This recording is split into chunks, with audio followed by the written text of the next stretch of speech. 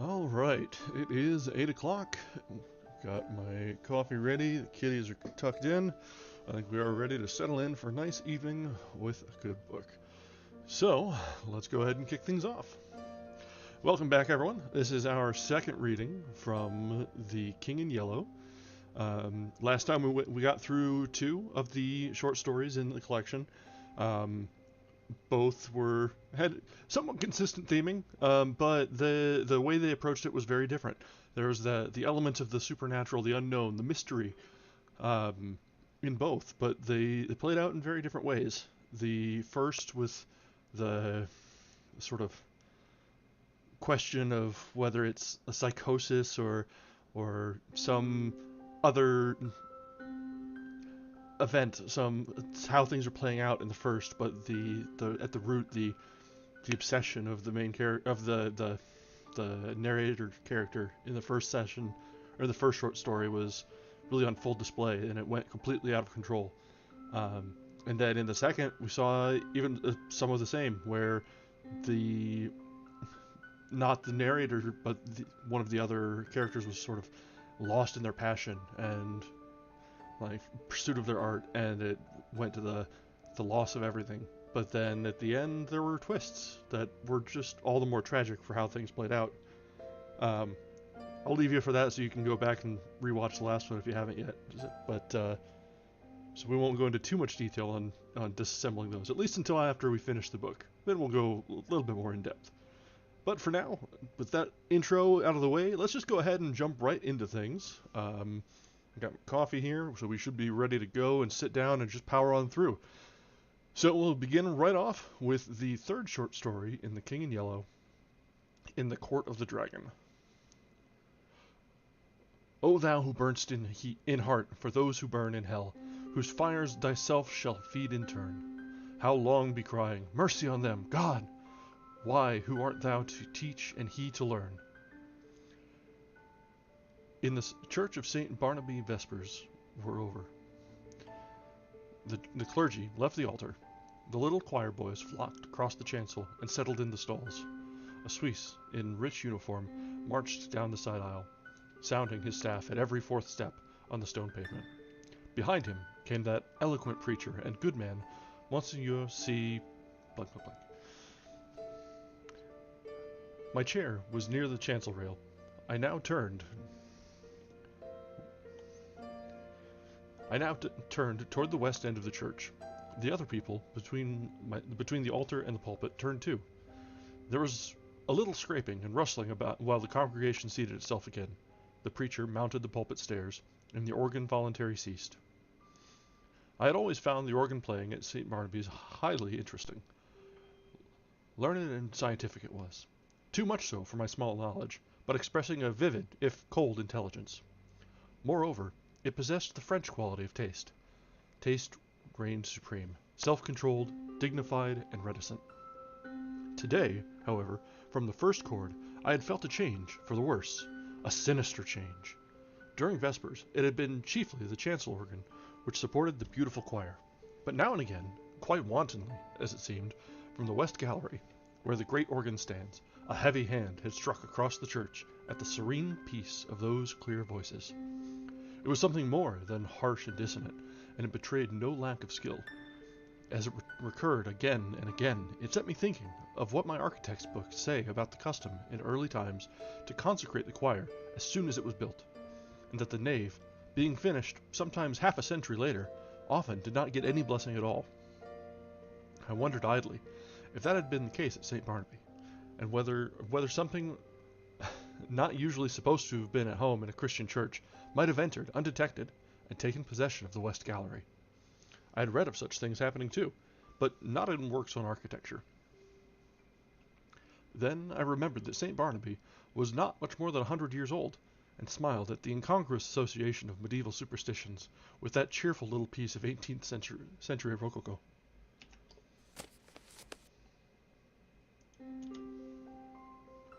But now Vespers were over, and there should have followed a few quiet chords, fit to accompany meditation, while we waited for the sermon. Instead of that, the discord at the lower end of the church broke out with the departure of the clergy, as if now nothing could control it. I belong to those children of an older and simpler generation who do not love to seek for psychological subtleties in art, and I have ever refused to find in music anything more than melody and harmony. But I felt that in the labyrinth of sounds now issuing from that instrument there was something being hunted. Up and down the pedals chased him, while the manuals blared approval. Poor devil! Whoever he was, there seemed small hope of escape. My nervous annoyance changed to anger. Who was doing this? How dare he play like that in the midst of divine service? I glanced at the people near me. Not one appeared to be in the least disturbed. The placid brows of the kneeling nuns, still turned toward the altar, lost none of their devout abstraction under the pale shadow of their white head-dress. The fashionable lady beside me was looking expectantly at Monsignor C. For all her face betrayed, the organ might have been singing an Ave Maria. But now, at last, the preacher had made the sign of the cross and commanded silence. I turned to him gladly. Thus far, I had not found the rest I had counted on when I entered St. Barnaby that afternoon. I was worn out by 3 nights of physical suffering and mental trouble. The last had been the worst, and it was an exhausted body and a mind benumbed and yet acutely sensitive that I had brought to my favorite church for healing. For I had been reading The King in Yellow. The sun ariseth, they gather themselves together and lay them down in their dens. Monsignor C. delivered his text in a calm voice, glancing quietly over the congregation. My eyes turned, I knew not why, toward the lower end of the church. The organist was coming from behind his pipes, and passing along the gallery on his way out, I saw him disappear by a small door that leads to some stairs which descend directly to the street. He was a slender man, and his face was as white as his coat was black. Good riddance, I thought. With your wicked music, I hope your assistant will play the closing voluntary. With a feeling of relief, with a deep, calm feeling of relief, I turned back to the mild face in the pulpit and settled myself to listen. Here, at last, was the ease of mind I longed for. My children, said the preacher, one truth the human soul finds hardest of all to learn, that it has nothing to fear. It can never be made to see that nothing can really harm it. Curious doctrine, I thought, for a Catholic priest. Let us see how he will reconcile that with the Fathers. Nothing can really harm the soul, he went on, in his coolest, clearest tones, because... But I never heard the rest. My eye left his face. I knew not for what reason, and sought the lower end of the church. The same man was coming out from behind the organ, and was passing along the gallery, the same way. But there had not been time for him to return, and if he had returned, I must have seen him. I felt a faint chill, and my heart sank. And yet, his going and coming were no affair of mine. I looked at him. I could not look away from his black figure and his white face. When he was exactly opposite to me, he turned and sent across the church straight into my eyes a look of hate, intense and deadly. I have never seen any other like it. Would to God I might never see it again. Then he disappeared by the same door through which I had watched him depart less than 60 seconds before. I sat and tried to collect my thoughts. My first sensation was like that of a very young child badly hurt, when it catches its breath before crying out. To suddenly find myself the object of such hatred was exquisitely painful, and this man was an utter stranger. Why should he hate me so? Me, whom he had never seen before? For the moment, all other sensation was merged in this one pang. Even fear was subordinate to grief. And for that moment, I never doubted. But in the next, I began to reason, and a sense of the incongruous came to my aid. As I have said, St. Barnaby is a modern church. It is small and well lighted. One sees all over it, almost at a glance. The organ gallery gets a strong white light from a row of long windows in the clerestory, which have not even colored glass. The pulpit, being in the middle of the church, it followed that, when I was turned toward it, whatever moved at the west end could not fail to attract my eye. When the organist passed, it was no wonder that I saw him. I had simply miscalculated the interval between his first and second passing. He had come in that last time by the other side door. As for the look, which had so upset me, there had been no such thing, and I was a nervous fool. I looked about. This was a likely place to harbor supernatural horrors. That clear-cut, reasonable face of Monsignor C., his collected manner and easy, graceful gestures, were they not just a little discouraging to the notion of a gruesome mystery? I glanced above his head and almost laughed. That flyaway lady supporting one corner of the pulpit canopy, which looked like a fringed damask tablecloth in a high wind, at the first attempt of a basilisk to pose up there in the organ loft, she would point her gold trumpet at him and puff him out of existence. I laughed myself over this conceit, which at the time I thought very amusing, and sat and chafed myself and everything else, from the old harpy outside the railing, who had made me pay 10 centimes for my chair before she would let me in, She was more like a basilisk, I told myself, than was my organist, with an anemic complexion. From that grim old dame to, yes, alas, Monseigneur C. himself. For all devoutness had fled. I had never yet done such a thing in my life, but now I felt a desire to mock. As for the sermon, I could not hear a word of it, for the jingle in my ears of, "The skirts of St. Paul has reached," having preached us those 6 Lent lectures, more unctuous than ever he preached, keeping time to the most fantastic and irreverent thoughts. It was no use to sit there any longer. I must get out of doors and shake myself free from this hateful mood. I knew the rudeness I was committing, but still I rose and left the church. A spring sun was shining on the Rue Saint-Honore as I ran down the church steps. On one corner stood a barrow full of yellow jonquils, pale violets from the Riviera, dark Russian violets, and white Roman hyacinths in a golden cloud of mimosa. The street was full of Sunday pleasure seekers. I swung my cane and laughed with the rest. Someone overtook and passed me. He never turned, but there was the same deadly malignity in his white profile that there had been in his eyes. I watched him as long as I could see him. His lithe back expressed the same menace. Every step that carried him away from me seemed to bear him on some errand connected with my destruction. I was creeping along, my feet almost refusing to move. There began to dawn in me a sense of responsibility for something long forgotten. It began to seem as if I deserved that which she threatened. It reached a long way back. A long, long way back. It had lain dormant all these years. It was there, though, and presently it would rise and confront me. But I would try to escape, and I stumbled as best I could into the Rue de Rivoli, across the Place de la Concorde, and on to the quay.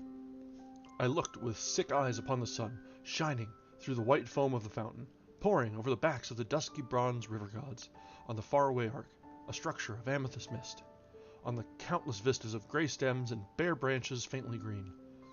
Then I saw him again, coming down one of the chestnut alleys on the Cours la Reine. I left the riverside, plunged blindly across the Champs-Élysées, and turned toward the Arc. The setting sun was sending its rays along the greensward of the Rond Point. In the full glow he sat on a bench, children and young mothers all about him. He was nothing but a Sunday lounger, like the others, like myself. I said the words almost aloud, and all the while I gazed on the malignant hatred of his face. But he was not looking at me. I crept past and dragged my leaden feet up the avenue. I knew that every time I brought him nearer to the accomplishment of his purpose of my fate. And still I tried to save myself. A quick aside, I am haunted by French place names and street names. Thank you, Akemos, thank you. I will eventually learn how to pronounce these, or I will continue to embarrass myself. I'm not sure which is going to be more fun, but we'll find out. Anyway, let's just carry on. The last rays of sunset were pouring through the great arc. I passed under it and met him face to face. I had left him far down the Champs-Élysées, and yet he came in with a stream of people who were returning from Bois de Boulogne. He came so close that he brushed me. His slender frame felt like iron inside its loose black covering. He showed no signs of haste, nor of fatigue, nor of any human feeling. His whole being expressed one thing, the will and the power to work me evil. In anguish, I watched him, where he went down the broad, crowded avenue. That was all flashing with wheels and the trappings of horses and the helmets of the Garde Républicaine. He was soon lost to sight. Then I turned and fled, into the Bois, and far out beyond it. I know not where I went, but after a long while, as it seemed to me, night had fallen, and I found myself sitting at a table before a small cafe. I had wandered back into the Bois. It was hours now since I had seen him. Physical fatigue and mental suffering had left me no power to think or feel. I was tired, so tired. I longed to hide away in my own den. I resolved to go home, but that was a long way off. I live in the Court of the Dragon, a narrow passage that leads from the Rue de Rennes to the Rue du Dragon. It is an impasse, traversable only for foot passengers. Only the entrance on the Rue de Rennes is a balcony, supported by an iron dragon, Within the court, tall old houses rise on either side, and close the ends that give on the two streets. Huge gates, swung back during the day into the walls of the deep archways, close this court. After midnight, and one must enter then by ringing at a certain small doors on the side. The sunken pavement collects unsavory pools. Steep stairways pitch down the doors that open on the court. The ground floors are occupied by shops of second-hand dealers and by ironworkers. All day long the place rings with the clink of hammers and the clang of metal bars. Unsavory as it is below, there is cheerfulness and comfort and hard, honest work above. 5 flights up are the ateliers and architects of painters, and the hiding places of middle-aged students like myself who want to live alone. When I first came here to live, I was young and not alone. I had to walk a while before any conveyance appeared, but at last, when I had almost reached the Arc de Triomphe again, an empty cab came along and I took it.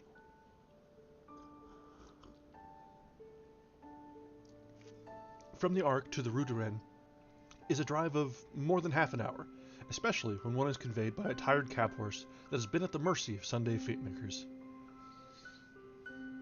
There had been a time before I passed under the dragon's wings to meet my enemy over and over again, but I never saw him once, and now refuge was close at hand. Before the wide gateway, a small mob of children were playing. Our concierge and his wife walked among them, with their black poodle keeping order. Some couples were waltzing on the sidewalk. I returned their greetings and hurried in. All the inhabitants of the court had trooped out into the street. The place was quite deserted, lighted by a few lanterns hung high up, in which the gas burned dimly. My apartment was at the top of a house, halfway down the court, reached by a staircase that descended almost into the street, with only a bit of a passageway intervening. I set my foot on the threshold of the open door. The friendly old ruinous stairs rose before me, leading up to rest and shelter. Looking back over my right shoulder, I saw him, 10 paces off. He must have entered the court with me. He was coming straight on, neither slowly nor swiftly, but straight on to me, and now he was looking at me. For the first time since our eyes encountered across the church, they met now again, and I knew that the time had come. Retreating backward, down the court, I faced him. I meant to escape by the entrance on the Rue de Dragon. His eyes told me that I never should escape. It seemed ages while we were going, I retreating, he advancing, down the court in perfect silence. But at last I felt the shadow of the archway, and the next step brought me within it. I had meant to turn here and spring through into the street, but the shadow was not that of an archway, it was that of a vault.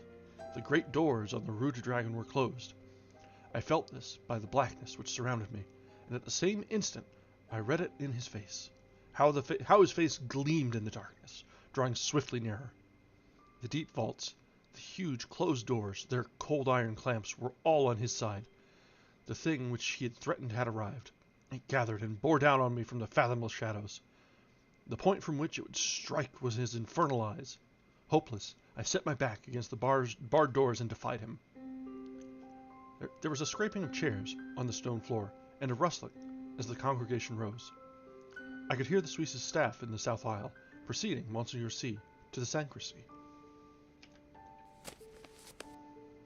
The kneeling nuns, roused from their devout abstraction, made their reverence and went away. The fashionable lady, my neighbor, rose also, with graceful reserve. As she departed, her glance just flitted over my face in disapproval. Half dead, or so it seemed to me, yet intensely alive to every trifle, I sat among the leisurely moving crowd, then rose too and went toward the door. I had slept through the sermon. Had I slept through the sermon? I looked up and saw him passing along the gallery to his place. Only his side I saw. The thin, bent arm, in its black covering, looked like one of those devilish, nameless instruments which lie in the disused torture chambers of medieval castles. But I had escaped him, though his eyes had said I should not. Had I escaped him? That which gave him the power over me came back out of oblivion, where I had hoped to keep it, for I knew him now. Death and the awful abode of lost souls, whither my weakness long ago had sent him, they had changed him for every other eye, but not for mine. I had recognized him almost from the first. I had never doubted what he came to do, and now I knew, while my body sat safe in the cheerful little church, he had been hunting my soul in the court of the dragon. I crept to the door. The organ broke but overhead, with a blare, a dazzling light filled the church, blotting the altar from my eyes. The people faded away. The arches, the vaulted roof vanished. I raised my seared eyes to the fathomless glare, and I saw the black stars hanging in the heavens, and the wet winds from the lake of holly chilled my face. And now, far away, over leagues of tossing cloud waves, I saw the moon dripping with spray, and beyond, the towers of Carcosa rose behind the moon. Death, and the awful abode of lost souls, whither my weakness long ago had sent him, had changed him for every other eye but mine. And now I heard his voice, rising, swelling, thundering through the flaring light, and as I fell, the radiance increasing, poured over me in waves of flame. Then I sank into the depths, and I heard the King in Yellow whispering to my soul, "It is a fearful thing to fall into the hands of the living God." That's the end of this story in The King in Yellow. Well, that one was a bit of a twist. So we had a moment of, was it a dream? Was it not? And then the dream come to life in the resolution there. That was a short one. It was quick, just one chapter, one part, but it was nonstop. It was relentless in how it went on. I like that one. It was a little less of the theming from a bit of a theming departure from the previous stories, but it was all the more wondrous. It had the mystery and the weirdness definitely in spades. Well, that one was pretty quick, so we don't need to take a break yet. So I'm just gonna take a pull from my drink, and then we'll just carry right on. But the French, I can never escape the French. I swear it.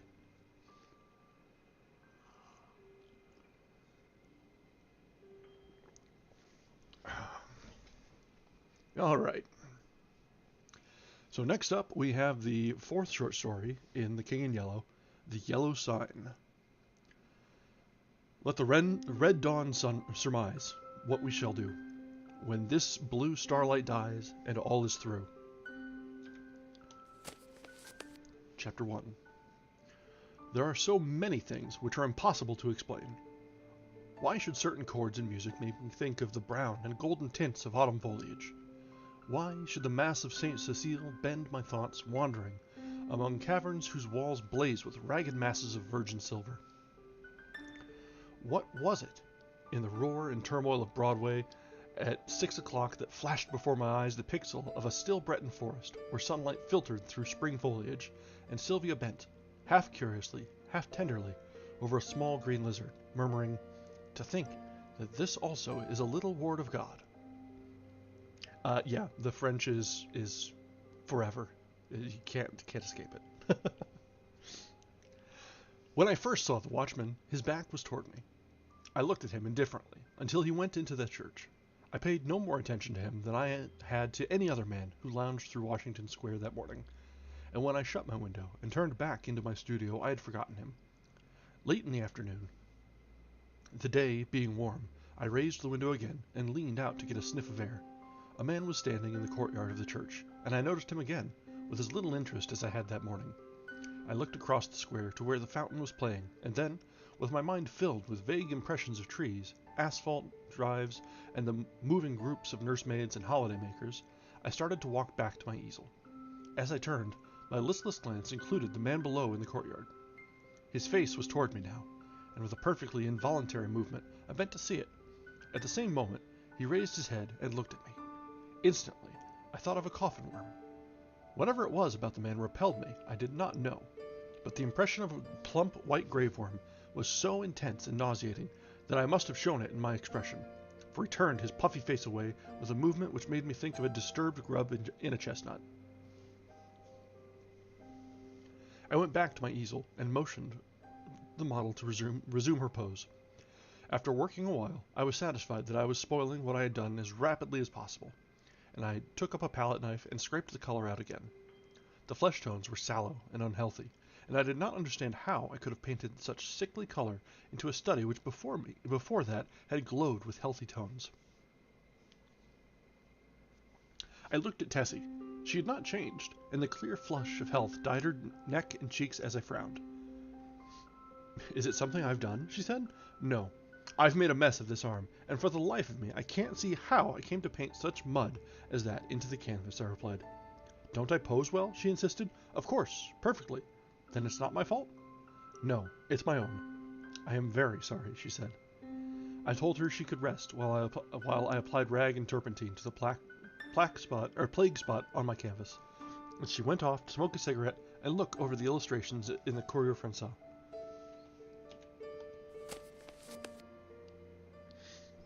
I did not know whether it was something in the turpentine or a defect in the canvas, but the more I scrubbed, the more that gangrene seemed to spread.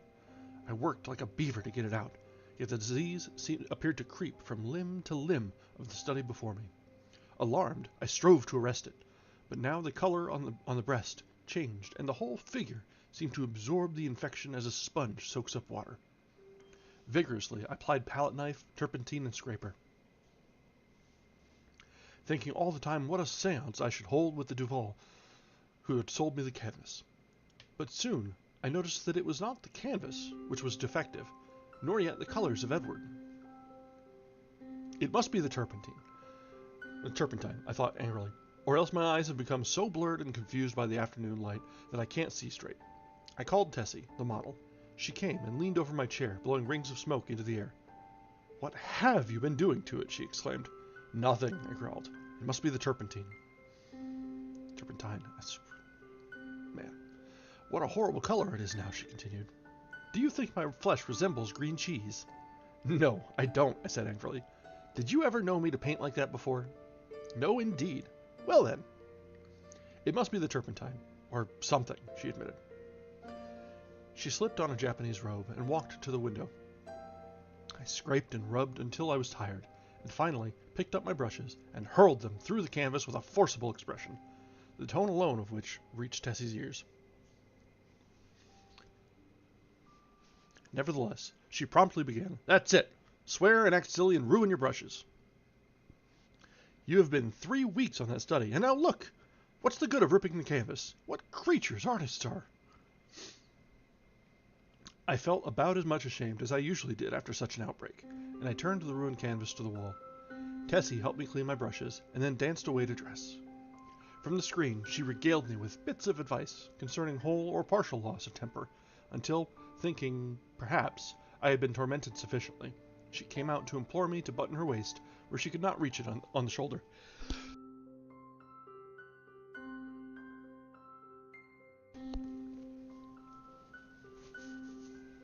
Everything went wrong from the time you came back from the window and talked about that horrid-looking man you saw in the churchyard, she announced.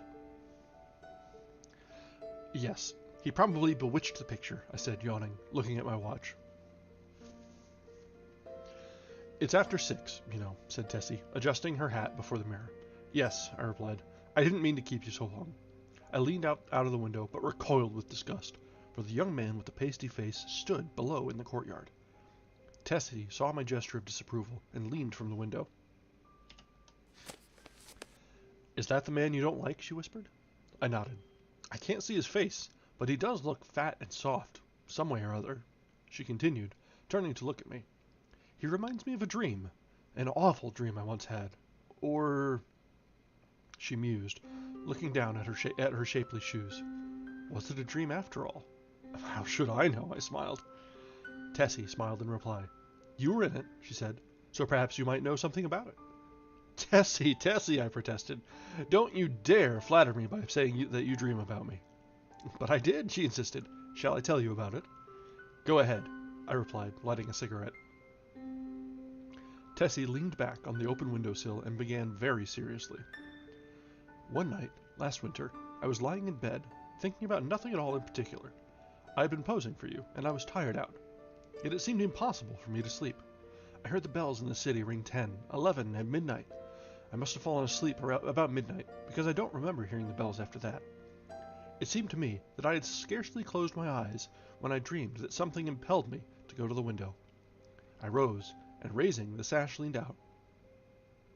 25th Street was deserted as far as I could see. I began to be afraid. Everything outside seemed so black and uncomfortable. Then the sound of wheels in the distance came to my ears, and it seemed to me as though that was what I was meant to wait for, what I must wait for. Very slowly the wheels approached, and, finally, I could make out a vehicle moving along the street.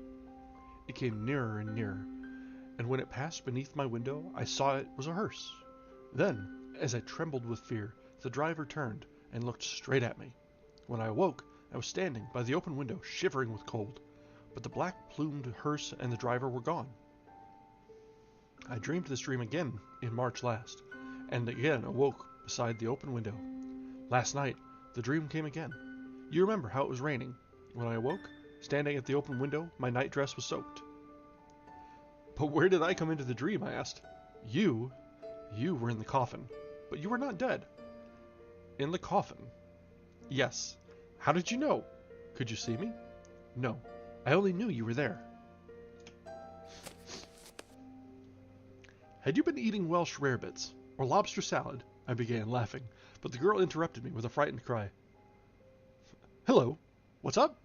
I said as she shrank into the embrasure by the window. The man below in the courtyard. He drove the hearse.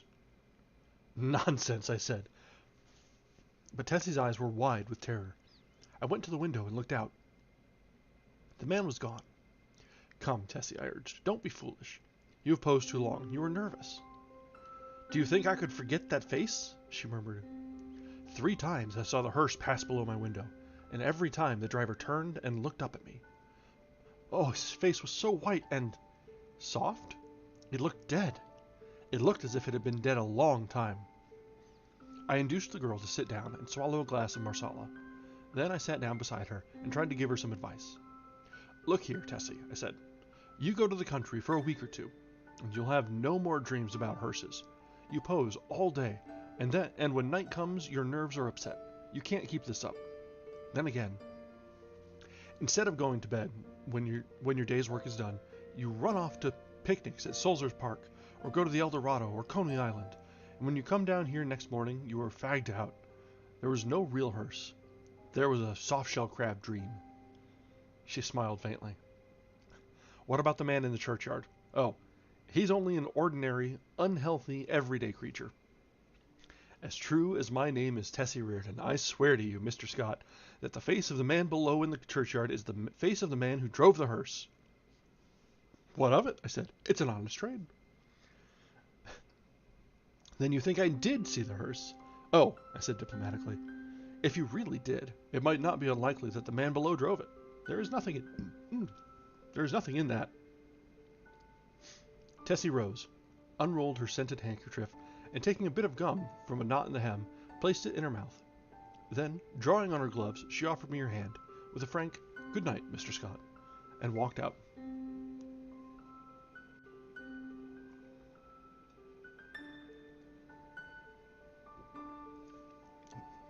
That's the end of chapter 1 of the Yellow Sign.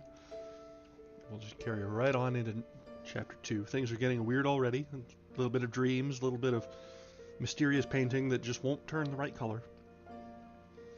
And so, chapter 2. The next morning, Thomas, the bellboy, brought me the Herald and a bit of news. The church next door had been sold. I thanked heaven for it. Not that being a Catholic I had any repugnance for the congregation next door, but because my nerves were shattered by a blatant exhorter, whose every word echoed through the aisle of the church as if it had been my own rooms, and who insisted on his R's with nasal persistence,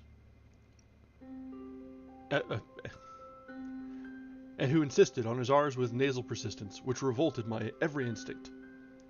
Then, too, there was a fiend in human shape, an organist, who reeled off some of the grand old hymns with an interpretation of his own, and I longed for the blood of a creature who could play the doxology with an amendment of minor chords, which one hears only in a quartet of very young undergraduates.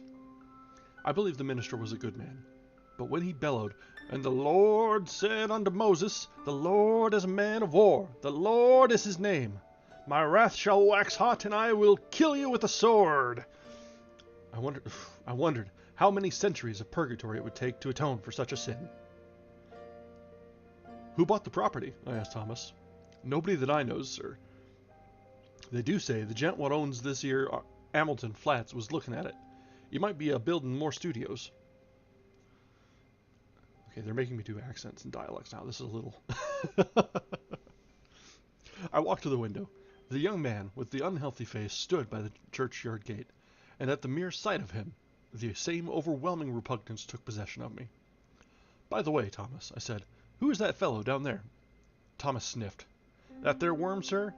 He's night watchman of the church, sir. He makes me tired sitting out all night on them steps and looking at you insulting like. I'd have punched his head, sir. Beg pardon, sir." "Go on, Thomas." "One night a coming home with Harry, the other English boy, I sees him sitting there on them steps. We had Molly and Jen with us, sir, the two girls on the tray service, and he looks so insulting at us that I up and says, 'What you looking at, you fat slug?' Beg pardon, sir, but that's how I says, sir. Then he don't say nothing. I says, 'Come out and I'll punch that pudding-head.' Then I opens the gate and goes in, but he don't say nothing. Only looks insulting like. Then I hits him one, but his head was that cold and mushy it'd sicken you to touch him." "What did he do then?" I asked curiously. "Him? Nothin'." "And you, Thomas?" The young fellow flushed with embarrassment and smiled uneasily. "Mr. Scott, sir, I ain't no coward, and I can't make it out at all why I run. I was in the 5th Lancers, sir, bugler at Tel El Kebir, and was shot by the wells." "You don't mean to say you ran away?" "Yes, sir, I run." "Why?" "That's just what I want to know, sir. I grabbed Molly and run, and the rest was as frightened as I." "But what were they frightened at?" Thomas refused to answer for a while, but now my curiosity was aroused about the repulsive man below, and I pressed him. 3 years' sojourn in America had not only modified Thomas's Cockney dialect, but had given him the American's fear of ridicule. "You won't believe me, Mr. Scott, sir." "Yes, I will." "You will laugh at me, sir." "Nonsense." He hesitated. "Well, sir, it's God's truth that when I hit him, he grabbed me wrist, sir, and when I twisted his soft, mushy fist, one of his fingers came off in me hand." The utter loathing and horror of Thomas's face must have been reflected in my own, for he added, "It's orful, and now when I see him I just go away. He makes me ill." When Thomas had gone, I went to the window. The man stood beside the church railing with both hands on the gate, but I hastily retreated to my easel again, sickened and horrified, for I saw that the middle finger of his right hand was missing. At 9 o'clock, Tessie appeared and vanished behind the screen with a merry "Good morning, Mr. Scott." When she had reappeared and taken her pose upon the model stand, I started a new canvas, much to her delight. She remained silent as long as I was on the drawing, but as soon as the scrape of the charcoal ceased, and I took up my fixative, she began to chatter. "Oh, I had a lovely time last night. We went to Tony Pastor's." "Who are we?" I demanded. "Oh, Maggie, Mr. White's model, and Pinky McCormick. We call her Pinky because she's got that beautiful red hair you artists like so much. And Lizzie Burke." I sent a shower of spray from the fixative over the canvas and said, "Well, go on." "We saw Kelly and Baby Barnes, the skirt dancer, and all the rest. I made a mash." "Then you have gone back on me, Tessie?" She laughed and shook her head. "He's Lizzie Burke's brother, Ed. He's a perfect gentleman." I felt constrained to give her some parental advice concerning mashing, which she took with a bright smile. "Oh, I can take care of a strange mash," she said, examining her chewing gum. "But Ed is different. Lizzie is my best friend." Then she related how Ed had come back from the stocking mill in Lowell, Massachusetts, to find her and Lizzie grown up, and what an accomplished young man he was, and now he thought nothing of squandering $50 for ice creams and oysters to celebrate his entry as clerk into the woolen department of Macy's. Before she finished, I began to paint, and she resumed the pose, smiling and chattering like a sparrow. By noon, I had the study fairly well rubbed in, and Tessie came to look at it. "That's better," she said. I thought so too, and ate my lunch with a satisfied feeling that all was going well. Tessie spread her lunch on a drawing table opposite me, and we drank our claret from the same bottle and lighted our cigarettes from the same match. I was very much attached to Tessie. I had watched her shoot up into a slender but exquisitely formed woman from a frail, awkward child. She had posed for me during the last 3 years, and among all my models, she was my favorite. It would have troubled me very much indeed had she become tough or fly, as the phrase goes, but I never noticed any deterioration of her manner, and felt at heart that she was all right. She and I never discussed morals at all, and I had no intention of doing so, partly because I had none myself, and partly because I knew she would do what she liked in spite of me. Still, I did hope she would steer clear of complications, because I wished her well, and then also I had a selfish desire to retain the best model I had. I knew that mashing, as she termed it, had no significance with girls like Tessie, and that such things in America did not resemble in the least the same things in Paris. Yet, having lived with my eyes open, I also knew that somebody would take Tessie away someday, in one manner or another, and though I professed to myself that marriage was nonsense, I sincerely hoped that, in this case, there would be a priest at the end of the vista. I am a Catholic. When I listen to High Mass, and when I sign myself, I feel that everything, including myself, is more cheerful. And when I confess, it does me good. A man who lives as much alone as I do must confess to somebody. Then, again, Sylvia was Catholic, and it was reason enough for me. But I was speaking of Tessie, which is very different. Tessie was also Catholic, and much more devout than I, so taking it all in all, I had little fear for my pretty model until she should fall in love. But then I knew that fate alone would decide her future for her, and I prayed inwardly that fate would keep her away from men like me and throw into her path nothing but Ed Burkes and Jimmy McCormicks. Bless her sweet face. Tessie sat blowing rings of smoke up to the ceiling and tinkling the ice in her tumbler. Do you know that I also had a dream last night? I observed. Not about that man, she laughed. Exactly. A dream similar to yours, only much worse. It was foolish and thoughtless of me to say this, but you know how little tact the average painter has. I must have fallen asleep around 10 o'clock, I continued, and after a while I dreamt that I awoke. So plainly did I hear the midnight bells, the wind in the tree branches, and the whistle of steamers from the bay, that even now I can scarcely believe I was not awake. I seemed to be lying in a box which had a glass cover. Dimly, I saw the street lamps as I passed, for I must tell you, Tessie, the box in which I reclined appeared to lie in a cushioned wagon, which jolted me over a stony pavement. After a while, I became impatient and tried to move, but the box was too narrow. My hands were crossed on my breast, so I could not raise them to help myself. I listened, and tried to call. My voice was gone. I could hear the trample of the horses attached to the wagon, and even the breathing of the driver. Then another sound broke upon my ears, like the raising of a window sash. I managed to turn my head a little, and found I could look, not only through the glass cover of my box, but also through the glass panes in the side of the covered vehicle.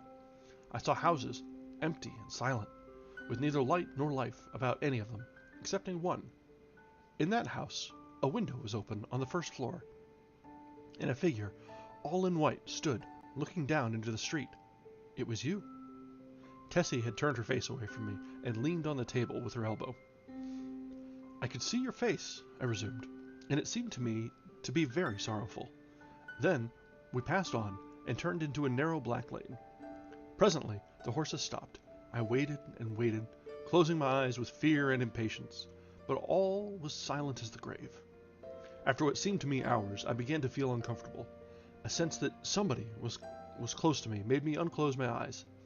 Then I saw the white face of the hearse driver, looking at me through the coffin lid. A sob from Tessie interrupted me. She was trembling like a leaf. I saw I had made an ass of myself, and attempted to repair the damage. Why, Tess, I said, I only told you this to show you what influence your story might have on another person's dreams. You don't suppose I really lay in a coffin, do you? What are you trembling for? Don't you see that your dream and my unreasonable dislike for that inoffensive watchman of the church simply set my brain working as soon as I fell asleep? She laid her head between her arms and sobbed as if her heart would break. What a precious triple donkey I had made of myself. But I was about to break my record. I went over and put my arm about her. Tessie, dear, forgive me, I said. I had no business to frighten you with such nonsense. You are too sensible a girl, too good a Catholic to believe in dreams. Her hand tightened on mine, and her head fell back upon my shoulders. But she still trembled, and I petted her and comforted her. "Come, Tess, open your eyes and smile." Her eyes opened with a slow, languid movement and met mine, but their expression was so queer that I hastened to reassure her again. "It's all humbug, Tessie. You surely are not afraid that any harm will come to you because of that." "No," she said, but her scarlet lips quivered. "Then what's the matter? Are you afraid?" "Yes. Not for myself." "For me, then?" I demanded gaily. "For you," she murmured in a voice almost inaudible. I care for you." At first, I started to laugh, but when I understood her, a shock passed through me, and I sat like one turned to stone. This was the crowning bit of idiocy I had committed. During the moment which elapsed between her reply and my answer, I thought of 1,000 responses to that innocent confession. I could pass it by with a laugh. I could misunderstand her and assure her as to my health. I could simply point out that it was impossible she could love me. But my reply was quicker than my thoughts, and I might think now when it was too late, for I had kissed her on the mouth. That evening, I took my usual walk in Washington Park, pondering over the occurrences of the day. I was thoroughly committed. There was no back out now, and I stared the future straight in the face. I was not good, not even scrupulous, but I had no idea of deceiving either myself or Tessie. The one passion of my life lay buried in the sunlit forests of Brittany. Was it buried forever? Hope cried, "No!" For 3 years I had been listening to the voice of Hope. And for 3 years I had waited for a footstep on my threshold. Had Sylvia forgotten? "No!" cried Hope. I said that I was no good. That is true. But still, I was not exactly a comic opera villain. I had led an easygoing, reckless life, taking what invited me of pleasure, deploring and sometimes bitterly regretting consequences. In one thing alone, except my painting, was I serious, and that was something which lay hidden, if not lost, in the Breton forests. It was too late for me to regret what had occurred during the day. Whatever it had been, pity, a sudden tenderness for sorrow, or the more brutal instinct of gratified vanity, it was all the same now, and unless I wished to bruise an innocent heart, my path lay marked before me. The fire and strength, the depth of passion of a love which I had never even suspected, with all my imagined experience in the world, left me no alternative but to respond or send her away. Whether because I am so cowardly about giving pain to others, or whether it was that I have little of the gloomy Puritan in me, I do not know, but I shrank from disclaiming responsibility for that thoughtless kiss, and in fact had no time to do so before the gates of her heart opened and the flood poured forth. Others, who habitually do their duty and find a sullen satisfaction in making themselves and everybody else unhappy, might have withstood it. I did not. I dared not. After the storm had abated, I did tell her that she might better have loved Ed Burke and worn a plain gold ring, but she would not hear of it, and I thought perhaps as long as she had decided to love somebody she could not marry, it had better be me. I, at least, could treat her with an intelligent affection, and whenever she became tired of her infatuation, she could go none the worse for it. For I was decided on that point, although I knew how hard it would be. I remembered the usual termination of platonic liaisons, and thought how disgusted I had been whenever I heard of one. I knew I was undertaking a great deal for so unscrupulous a man as I was, and I dreamed the future, but never for one moment did I doubt that she was safe with me. Had it been anybody but Tessie, I should not have bothered my head about scruples.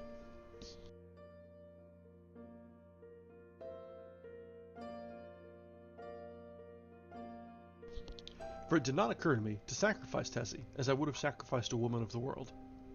I looked the future squarely in the face and saw several probable endings to the affair. She would either tire of the whole thing, or become so unhappy that I should have to either marry her or go away. If I married her, we would be unhappy. I with a wife unsuited to me, and she with a husband unsuitable for any woman. For my past life could scarcely entitle me to marry. If I went away, she might either fall ill, recover, or marry some Eddie Burke, or she might recklessly or deliberately go and do something foolish. On the other hand, if she tired of me, Then her whole life would be before her, with beautiful vistas of Eddie Burkes and marriage rings and twins and Harlem Flats and heaven knows what.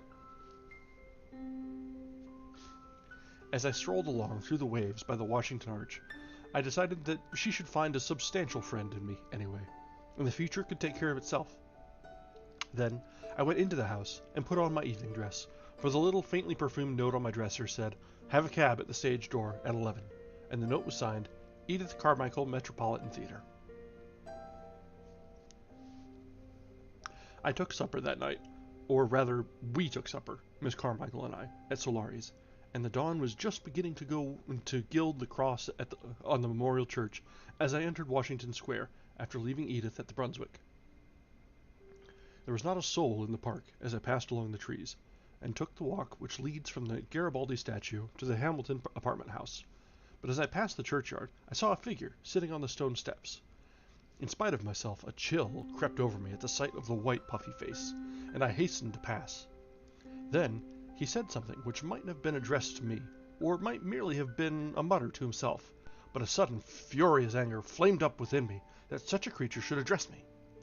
For an instant I felt like wheeling about and smashing my stick over his head, but I walked on, and entering the Hamilton, went to my apartment. For some time I tossed about the bed, trying to get the sound of his voice out of my ears, but could not. It filled my head, that muttering sound, like thick, oily smoke from a fat-rendering vat, or an odor of noisome decay. And as I lay and tossed about, the voice in my ears seemed more distinct, and I began to understand the words he had muttered. They came to me slowly, as if I had forgotten them, and at last I could make some sense out of the words. It was this: "Have you found the yellow sign? Have you found the yellow sign? Have you found the yellow sign?" I was furious. What did he mean by that? Then, with a curse upon him and his, I rolled over and went to sleep. But when I woke later, I looked pale and haggard, for I dreamed the dream of the night before, and it troubled me more than I cared to think.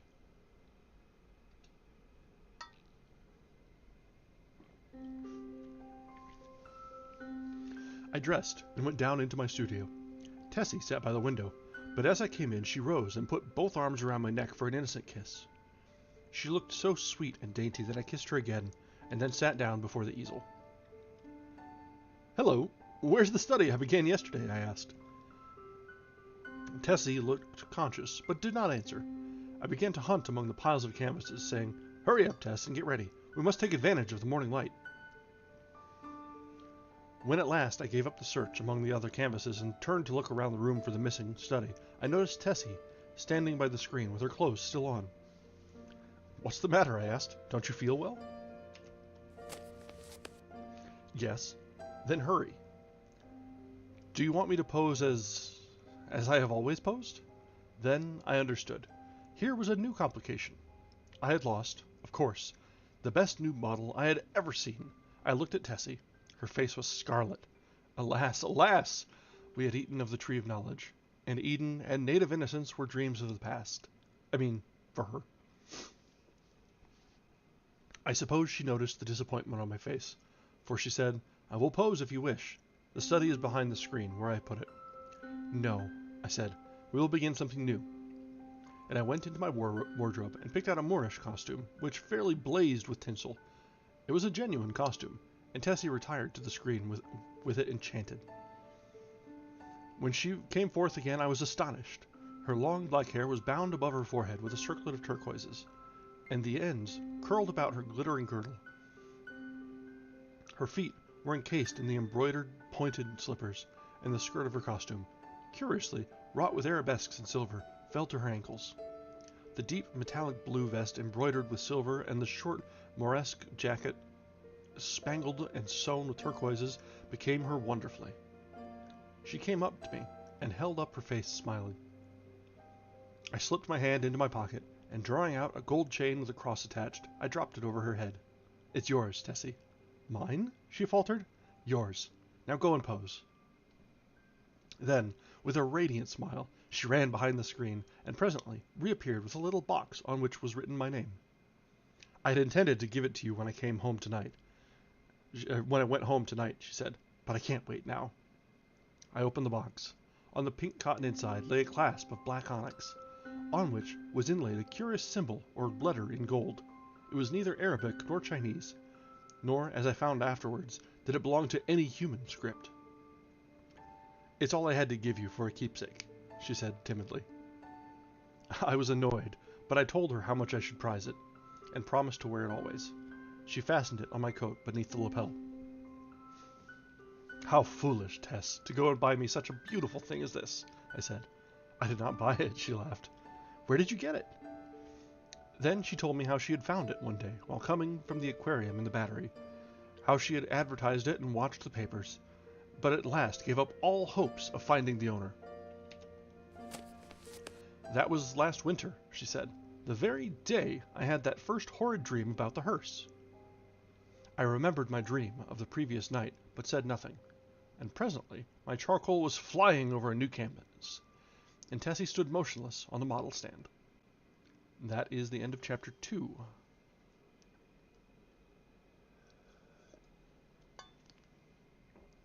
Well, this one's starting to shape up with its own little weirdnesses. We've got our painter and his model having a bit of a liaison. They're having dreams about each other, but unfortunately I don't think either of them are the real subject of the dreams. They just happen to be sharing the same dream. So we'll likely find out more of this, or maybe it'll be left in the dark. We'll find out. It seems to go either way with this book so far. Some mysteries are meant not to be solved. But let's get one more chapter in before we break. I believe that's about a good pacing. And then we'll see what we have to follow up with. And so, chapter 3. The day following was a disastrous one for me.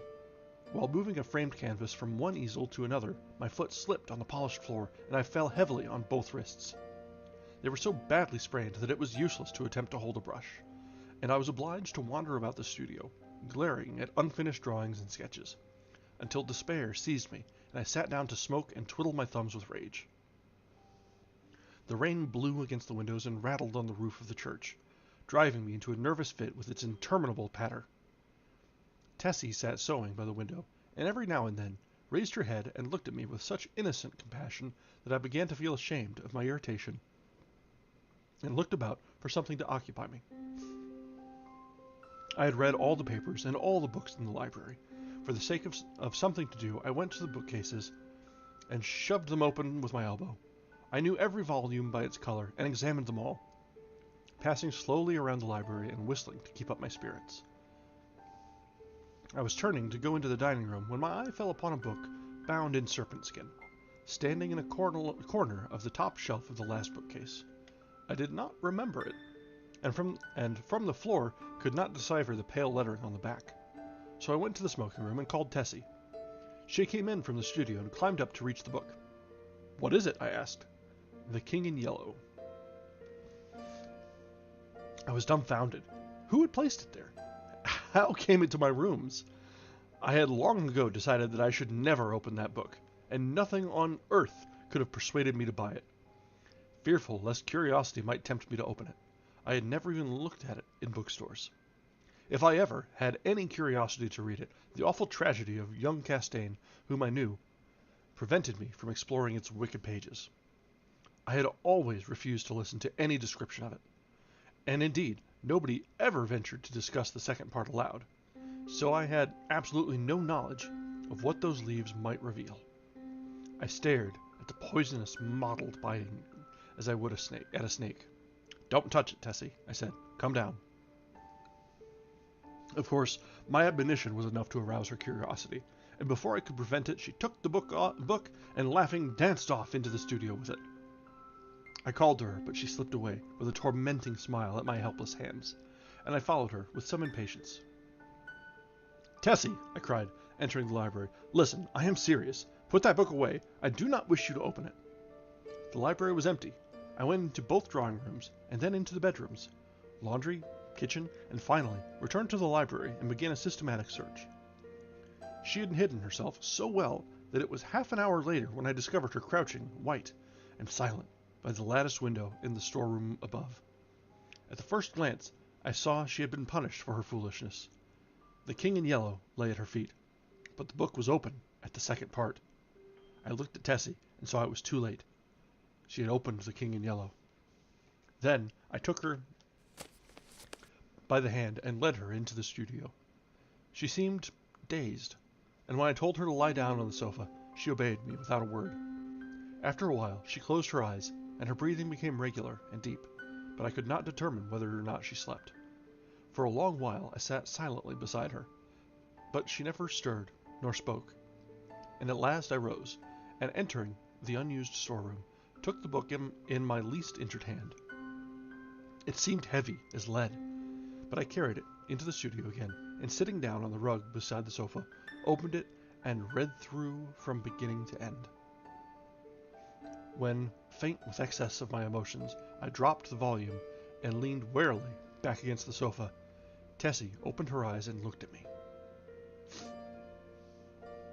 We had been speaking for some time in a dull, monotonous strain before I realized that we were discussing The King in Yellow. Oh, the sin of writing such words! Words which are clear as crystal, limpid and musical as bubbling springs, words which sparkle and glow like the poisoned diamonds of the Medicis. Oh, the wickedness, the hopeless damnation of a soul who could fascinate and paralyze human creatures with such words. Words understood by the ignorant and wise alike.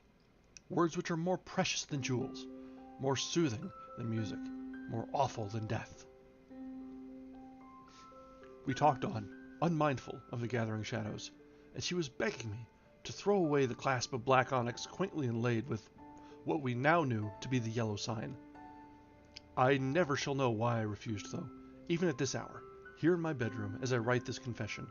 I should be glad to know what it was about that prevented me from tearing the yellow sign from my breast and casting it into the fire. I am sure I wished to do so, and yet Tessie pleaded with me in vain. Night fell, and the hours dragged on, but still we murmured to each other of the king and the pallid mask, and midnight sounded from the misty spires in the fog-wrapped city. We spoke of Hoster and of Casilda, while outside the fog rolled against the blank window panes as the cloud waves roll and break on the shores of Holly. The house was very silent now, and not a sound came up from the misty streets. Tessie lay among the cushions, her face a gray blot in the gloom, but her hands were clasped in mine, and I knew that she knew and read my thoughts as I read hers. For we had understood the mystery of the Hyades, and the phantom of truth was laid. Then, as we answered each other, swiftly, silently, thought on thought, the shadows stirred in the gloom about us, and far in the distant streets we heard a sound. Nearer and nearer it came, the dull crunching of wheels. Nearer and yet nearer, and now, outside, before the door, it ceased, and I dragged myself to the window and saw a black-plumed hearse. The gate below opened and shut, and I crept, shaking, to my door and bolted it. But I knew no bolts, no locks, could keep that creature out who was coming for the yellow sign. And now I heard him moving, very softly, along the hall. Now he was at the door, and the bolts rotted at his touch. Now he had entered. With eyes starting from my head, I peered into the darkness. But when he came into the room, I did not see him. It was only when I felt him envelop me in his cold, soft grasp that I cried out and struggled with deadly fury. But my hands were useless, and he tore the onyx clasp from my coat and struck me full in the face. Then, as I fell, I heard Tessie's soft cry, and her spirit fled. And even while falling, I longed to follow her, for I knew that the King in Yellow had opened his tattered mantle, and there was only God to cry to now. I could tell more, but I cannot see what help it will be to the world. As for me, I am past human help or hope.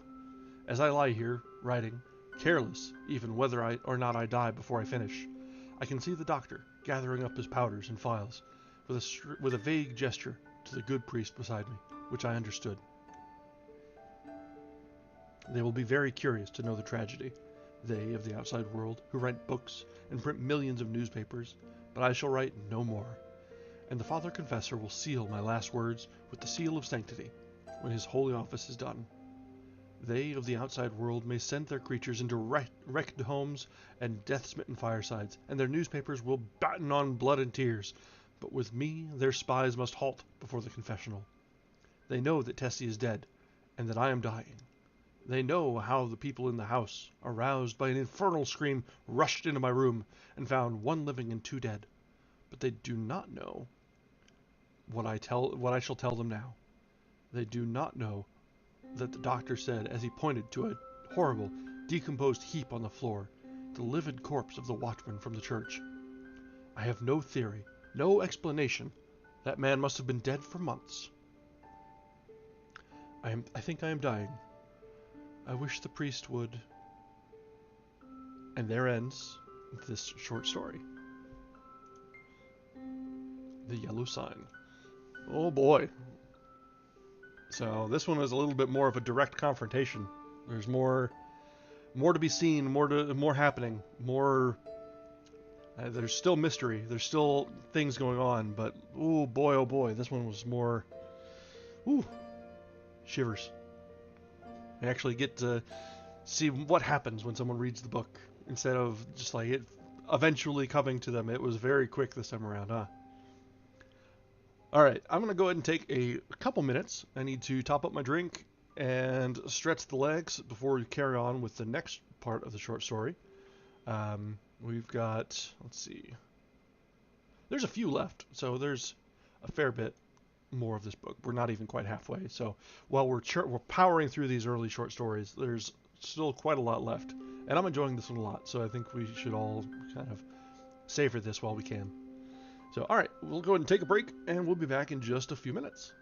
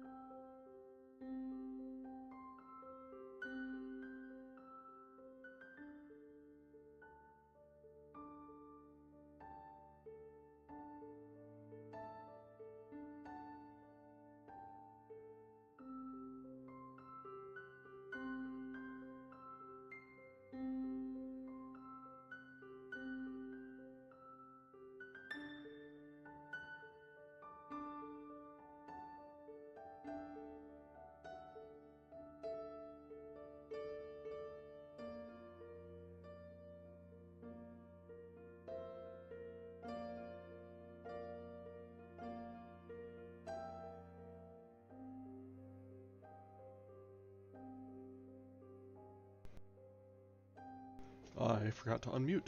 So, yes, we are back. I've got my drink. We are ready to resume with the next short story in The King in Yellow. And I regret to inform everyone that this next one appears to be very French. So, my pardons. So this next short story is The Demoiselle 10. And it starts with presumably a poem that is entirely in French. So this will be an adventure. Mais je crois que je suis descendu en puits ténébreux en quoi de soit Heraclitus estra verte caché. I'm sorry, that had to have been awful, but we're through it now, and I'm sure there's going to be much more French. There be 3 things in which are too wonderful for me, yea, 4 which I know not. The way of an eagle in the air, the way of a serpent upon a rock, the way of a ship in the midst of the sea, and the way of a man with a maid. Okay, so they are still interconnected, but a little bit different tone.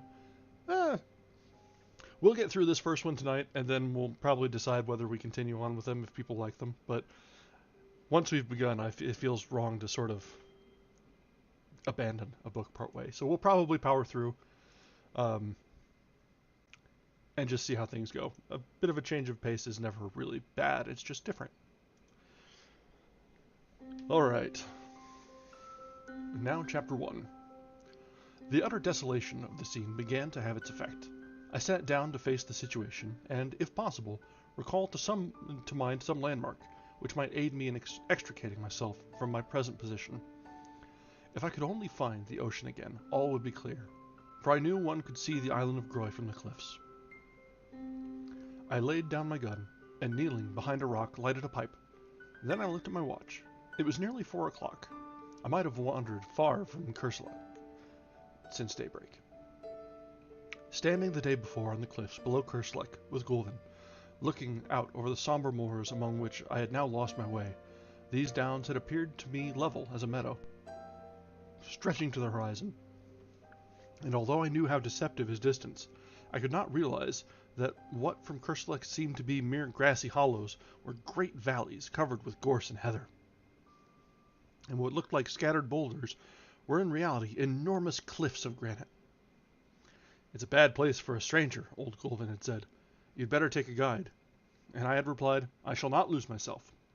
Now I knew that I had lost myself, as I sat there smoking, with the sea wind blowing in my face. On every side stretched the moorland, covered with flowering gorse and heath and granite boulders. There was not a tree in sight, much less a house. After a while, I picked up the gun, and turning my back on the sun, tramped on again.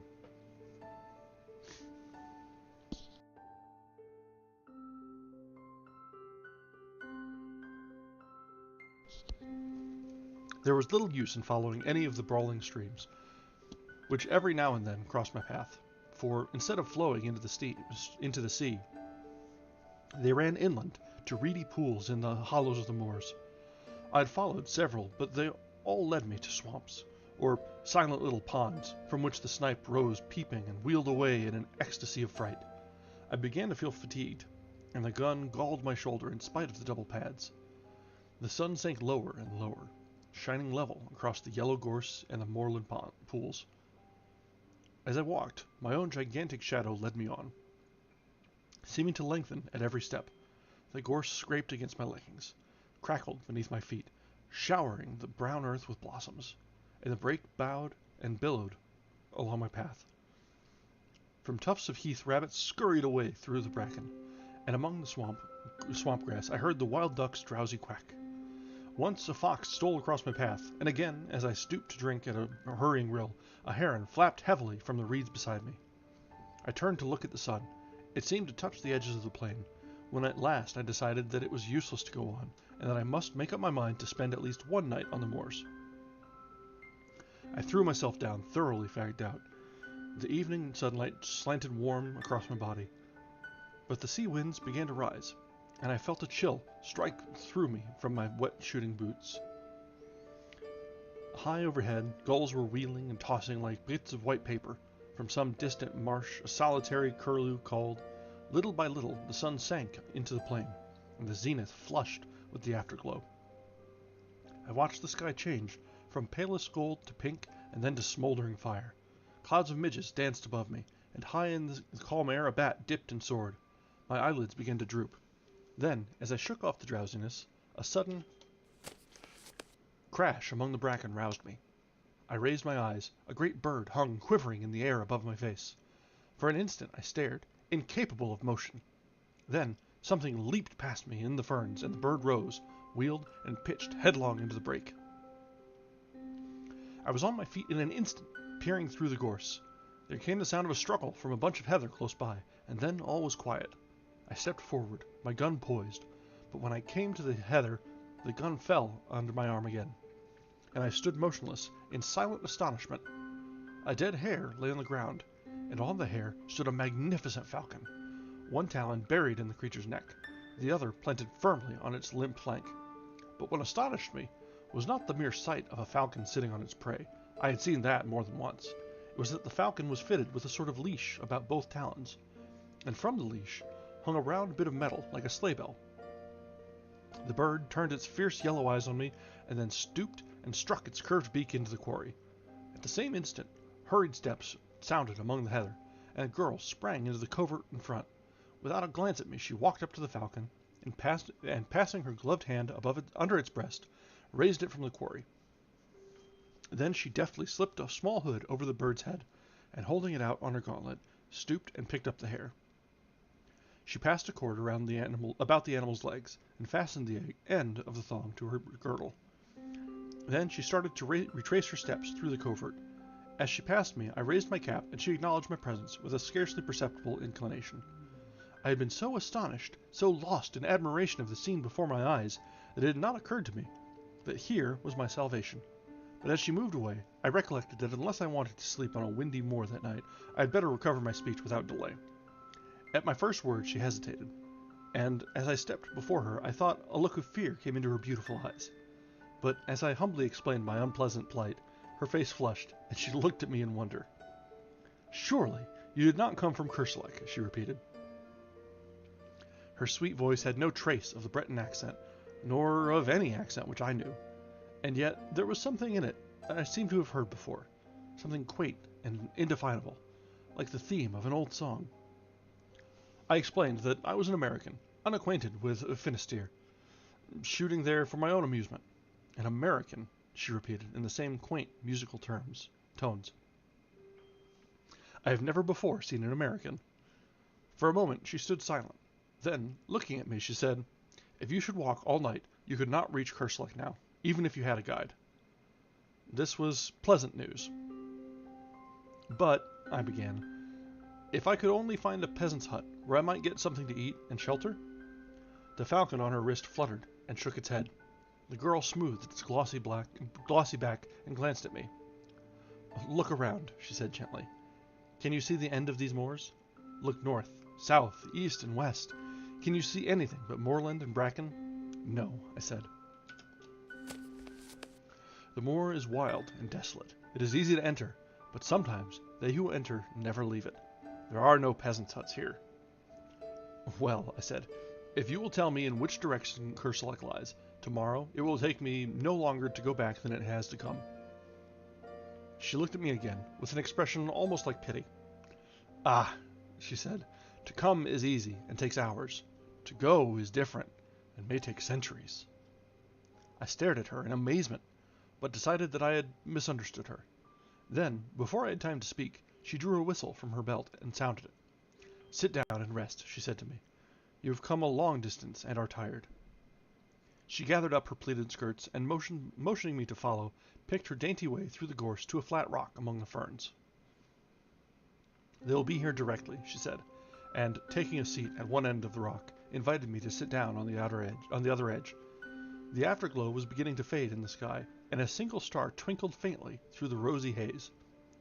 A long, wavering triangle of waterfowl drifted southward over our heads, and from the swamps around, plover were calling. "They are very beautiful, these moors," she said quietly. "Beautiful, but cruel to strangers," I answered. Beautiful and cruel, she repeated dreamily. Beautiful and cruel. Like a woman, I said stupidly.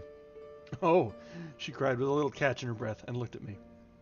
Her dark eyes met mine, and I thought she seemed angry or frightened. Like a woman, she repeated under her breath. How cruel to say so! Then, after a pause, as though speaking aloud to herself, how cruel for him to say that. I don't know what sort of an apology I offered for my inane, though harmless, speech, but I know that she seemed so troubled about it that I began to think I had said something very dreadful, without knowing it, and remembered with horror the pitfalls and snares which the French language sets for foreigners. And for me. While I was trying to imagine what I might have said, a sound of voices came across the moor, and the girl rose to her feet. No, she said, with a trace of a smile on her pale face. I will not accept your apologies, monsieur, but I must prove you wrong, and that shall be my revenge. Look, here comes Hoster and Raoul. Excuse me? Two men loomed up in the twilight. One had a sack across his shoulders, and the other carried a hoop before him as a waiter carries a tray. The hoop was fastened with straps to his shoulders, and around the edge of the circlet sat 3 hooded falcons, fitted with tinkling bells. The girl stepped up to the falconer, and with a quick turn of her wrist, transferred her falcon to the hoop, where it quickly sidled off and nestled among its mates, who shook their hooded heads and ruffled their feathers till the belled jesses tinkled again. The other man stepped forward, and bowing respectfully, took up the hare and dropped it into the game sack. These are my piqûres, said the girl, turning to me with a gentle dignity. Raoul is a good fauconnier, and I shall some day make him a grand veneur. Hastur is incomparable. The 2 silent men saluted me respectfully. Did I not tell you, monsieur, that I should prove you wrong? She continued. This, then, is my revenge, that you do me the courtesy of accepting food and shelter at my own house. Before I could answer, she spoke to the falconers, who started instantly across the heath, and with a gracious gesture to me, she followed. I don't know whether I made her understand how profoundly grateful I felt, but she seemed pleased to listen, as we walked over the dewy heather. Are you not very tired? She asked. I had clean forgotten my fatigue in her presence, and I told her so. Don't you think your gallantry is a little old-fashioned? She said, and when I looked confused and humbled, she added quietly, Oh, I like it. I like everything old-fashioned, and it is delightful to hear you say such pretty things. The moorland around us was very still now under its ghostly sheet of mist. The plovers had ceased their calling. The crickets and all the little creatures of the fields were silent as we passed. Yet it seemed to me as if I could hear them beginning again far behind us. Well in advance, the 2 tall falconers strode across the heather, and the faint jingling of the hawks' bells came to our ears in distant murmuring chimes. Suddenly, a splendid hound dashed out of the mist in front, followed by another and another, until half a dozen or more were bounding and leaping around the girl beside me. She caressed and quieted them with her gloved hand, speaking to them in quaint terms which I remembered to have seen in old French manuscripts. Then the falcons on the circlet borne by the falconer ahead began to beat their wings and scream, and from somewhere, out of sight, the notes of a hunting horn flowed across the moor. The hounds sprang away before us and vanished into the twilight. The falcons flapped and squealed upon their perch, and the girl, taking up the song of the horn, began to hum. Clear and mellow her voice sounded in the night air. Chasseur, chasseur, chassez encore, quis rosette et jeanneton, tonton, tonton, tontain, tonton, oh, pour rabattre de l'aurore, quel amour soyant de Platon, tonton, tontain, tonton. Jesus Christ, okay. Please spare me the French. As I listened to her lovely voice, a gray mass, which rapidly grew more distinct, loomed up in front, and the horn rang out joyously through the tumult of the hounds and falcons. A torch glimmered at a gate, a light streamed through an opening door, and we stepped upon a wooded bridge, which trembled under our feet and rose creaking and straining behind us as we passed over the moat and into a small stone court. Walled on every side, from an open doorway, a man came, and bending in salutation, presented a cup to the girl beside me. She took the cup and touched it with her lips. Then, lowering it, turned to me and said in a low voice, "I bid you welcome." At that moment, one of the falconers came with another cup, but before handing it to me, presented it to the girl, who tasted it. The falconer made a gesture to receive it, but she hesitated a moment, and then, stepping forward, offered me the cup with her own hands. I felt this to be an act of extraordinary graciousness, but hardly knew what was expected of me, and did not raise it to my lips at once. The girl flushed crimson. I saw that I must act quickly. "Mademoiselle," I faltered, "a stranger whom you have saved from dangers he may never realize empties this cup to the gentlest and loveliest hostess of France." "In his name," she murmured, crossing herself as I drained the cup. Then, stepping into the doorway, she turned to me with a pretty gesture, and, taking my hand in hers, led me into the house, saying again and again, "You are very welcome indeed. Indeed, you are welcome to the Chateau d'Is." That's the end of chapter 1. French songs in the middle of a chapter? Come on. This is going to teach me a third language by the time we're finished with this, I'm sure.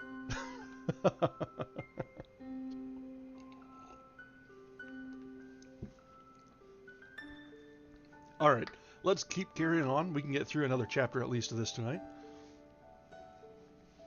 And so, chapter 2. Well, before we begin, anybody else getting Hotel California vibes already?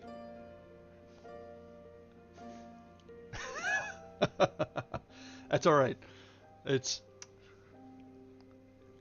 shared suffering is just, you know, it's all the game, right? I have to suffer through trying to get this all out, and you guys have to suffer through my butchering of the French language. It's a little quid pro quo there. Alright, chapter 2. I awoke next morning with the music of the horn in my ears, and leaping out of the ancient bed, went to a curtained window, where the sunlight filtered through the little deep-set panes. The horn ceased as I looked into the court below. A man, who might have been brother to the 2 falconers of the night before, stood in the midst of a pack of hounds. A curved horn was strapped over his back, and in his hand he held a long-lashed whip. The dogs whined and yelped, dancing about him in anticipation. There was the stamp of horses, too, in the walled yard. "Mount!" cried a voice in Breton, and with a clatter of hoofs the 2 falconers, with falcons upon their wrists, rode into the courtyard among the hounds. Then I heard another voice, which sent the blood throbbing through my heart. Pierrot Louis, hunt the hounds well, and spare neither spur nor whip." Then Raoul, and though Gaston see that the épervier does not prove himself niais, and if it be best in your judgment, faites courteuse de l'usau jardinier au saut, like the meute there on Huster's wrist. It is not difficult, but thou, Raoul, mayest not find it so simple to govern that haggard. Twice last week he foamed au vif, and lost the bechen, although he is used to the lure. The bird acts like a stupid branchier. Patron hara n'est pas si facile. Oh my god. Guys. Was I dreaming? The old language of falconry, which I had read in yellow manuscripts, the old forgotten French of the Middle Ages, was sounding in my ears, while the hounds bayed and the hawk's bells tinkled accompaniment to the stamping horses. She spoke again in the sweet forgotten language. Okay, so I'm glad that the narrator character is just as lost as I am. Anyway. If you would rather attach the longe and leave thy haggard en bloc, Raoul, I shall say nothing, for it were a pity to spoil so fair a day's sport with ill transours. Esmer abassé, it is possibly the best way. Que le donneur de laine. I was perhaps hasty with the bird. It takes time to pass la filière and the exercises d'escalade. Then the falconer Raoul bowed in his stirrups and replied, "If it be the pleasure of Mademoiselle, I shall keep the hawk." "It is my wish," she answered. "Falconry, I know, but you have yet to give me many a lesson in autorcerie, my poor Raoul. Sieur Pierrot Louis Mont." The huntsman sprang into an archway and in an instant returned, mounted upon a strong black horse, followed by a piqueur also mounted. "Ah!" she cried joyously. "Speed, Glemark Relais! Speed! Speed all! Sound thy horn, Sieur Pirot!" The silvery music of the hunting horn filled the courtyard. The hounds sprang through the gateway, and galloping hoof-beats plunged out of the paved court, loud on the drawbridge. Suddenly muffled, then lost in the heather and bracken of the moors. Distant and more distant sounded the horn, until it became so faint that the sudden carol of a soaring lark drowned it in my ears. I heard the voice below responding to some call from within the house. "I do not regret the chase. I will go another time. Courtesy to the stranger. Pelagie, remember." And a feeble voice came quavering from within the house. "Courtesy." I stripped and rubbed myself from head to foot in the huge earthen basin of icy water which stood upon the stone floor at the foot of my bed. Then I looked about for my clothes. They were gone, but on a settle near the door lay a heap of garments which I inspected with astonishment. As my clothes had vanished, I was compelled to attire myself in the costume which had evidently been placed there for me to wear while my own clothes dried. Everything was there: cap, shoes, and hunting doublet of silvery gray homespun. But the close-fitting costume and seamless shoes belonged to another century, and I remembered the strange costumes of the 3 falconers in the courtyard, and I was sure that it was not the modern dress of any portion of France or Brittany. But not until I was dressed and stood before a mirror between the windows did I realize that I was clothed much more like a young huntsman in the Middle Ages than like a Breton of that day. I hesitated and picked up the cap. Should I go down and present myself in that strange guise? There seemed to be no help for it. My own clothes were gone, and there was no bell in the ancient chamber to call a servant. So I contented myself with removing a short hawk's feather from the cap and, opening the door, went downstairs. By the fireplace, in the large room at the foot of the stairs, an old Breton woman sat spinning with a distaff. She looked up at me when I appeared and, smiling frankly, wished me health in the Breton language, to which I laughingly replied in French. At the same moment my hostess appeared and returned my salutation with a grace and dignity that sent a thrill to my heart. Her lovely head with its dark curly hair was crowned with a headdress which set all doubts as to the epoch of my own costume at rest.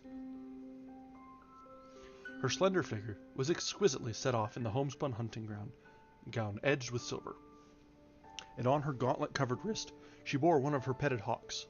With perfect simplicity, she took my hand and led me into the garden and the court, and seating herself before a table, invited me very sweetly to sit beside her.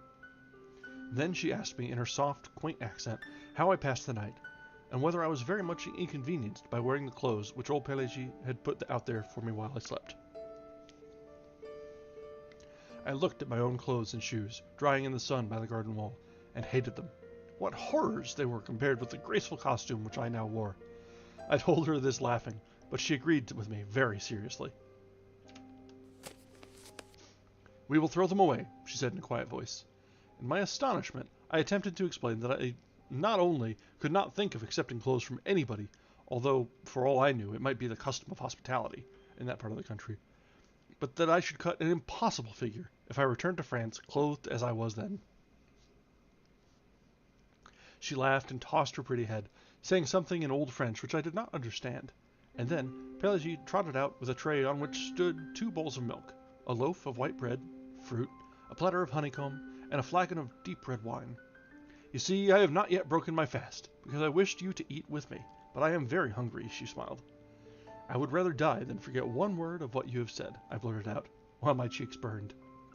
"She will think me mad," I added to myself, but she turned to me with sparkling eyes. "Ah," she murmured, "then monsieur knows all there is of chivalry." She crossed herself and broke bread. I sat and watched her white hands, not daring to raise my eyes to hers. "Will you not eat?" she asked. "Why do you look so troubled?" "Ah, why?" I knew it now. I knew I would give my life to touch with my lips those rosy palms.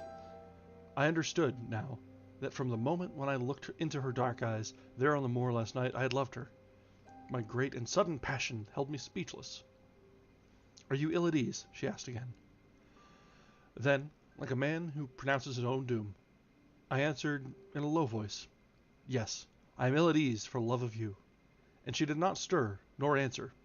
The same power moved my lips in spite of me, and I said, I, who am unworthy of the lightest of your thoughts, I, who abuse your hospitality and repay your gentle courtesy with bold presumption, I love you.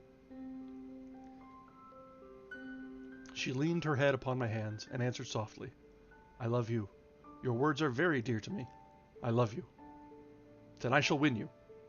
Win me, she replied. But all the time I had been sitting silent, my face turned toward her. She, also silent, her sweet face resting on her upturned palm, sat facing me. And as her eyes looked into mine, I knew that neither she nor I had spoken human speech. But I knew that her soul had answered mine, and I drew myself up, feeling youth and joyous love coursing through every vein. She, with a bright color in her lovely face, seemed as one awakened from a dream, and her eyes sought mine with a questioning glance, which made me tremble with delight. We broke our fast, speaking of ourselves. I told her my name, and she told me hers, the Demoiselle Jean d'Ys. She spoke of her father and mother's death, and how the 19 of her years had been passed in the little fortified farm alone with her nurse Pelagie, Glamar-Crenet, the piqueur, and the 4 falconers, Raoul, Gaston, Hastur, and Sieur Pierrot Louis, who had served her father. She had never been outside the moorland, never even had seen a human soul before, except the falconers and Pelagie. She did not know how she had heard of Kerselec. Perhaps the falconers had spoken of it. She knew the legend of Loup-Garou and Jean Laflamme from her nurse Pelagie. She embroidered and spun flax. Her hawks and hounds were her only distraction. When she had met me there on the moor, she had been so frightened that she almost dropped at the sound of my voice.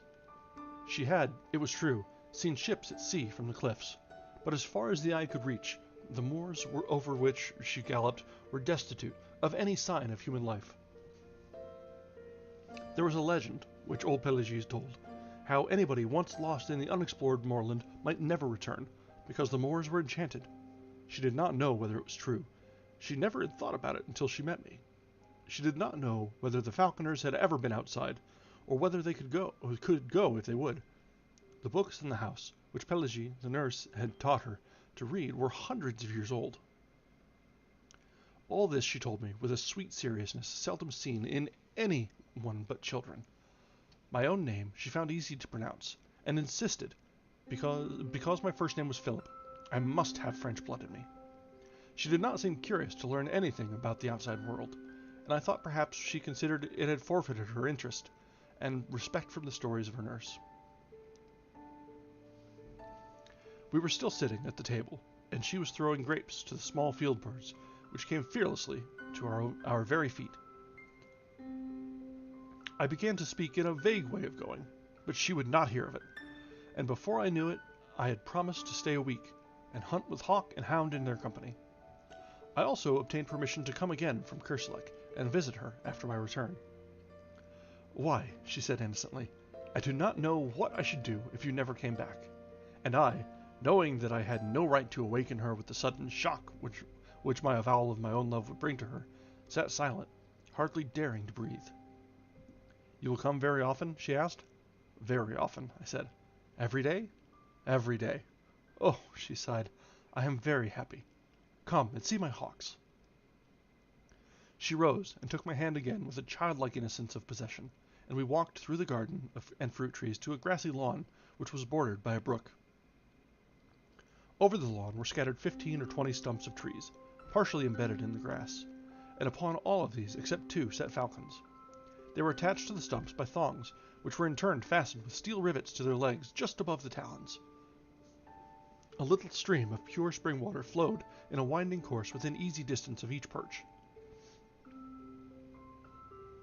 The birds set up a clamor when the girl appeared, but she went from one to another, caressing some, taking others for an instant upon her wrist, or stooping to adjust their jesses. Are they not pretty? She said. See, here is Falcon Gentile. We call it ignoble because it takes the quarry in direct chase. This is a blue falcon. In falconry, we call it noble because it rises over the quarry and wheeling drops upon it from above. This white bird is a gerfalcon from the north. It is also noble. Here is a merlin, and this tiercelet is a falcon hariner. I asked her how she had learned the old language of falconry. She did not remember, but thought her father must have taught it to her when she was very young. Then she had me away and showed me the young falcons still in the nest. They are termed niai in falconry. She explained. A branchier is the young bird which is just able to leave the nest and hop from branch to branch. A young bird which is not yet molted is called a source, and a mu is a hawk which is molted in captivity. When we catch a wild falcon which has changed its plumage, we call it a haggard. Raoul first taught me to dress a falcon. Shall I teach you how it is done? She seated herself on the bank of the stream among the falcons, and I threw myself at her feet to listen. Then the demoiselle held up one rosy-tipped finger and began very gravely.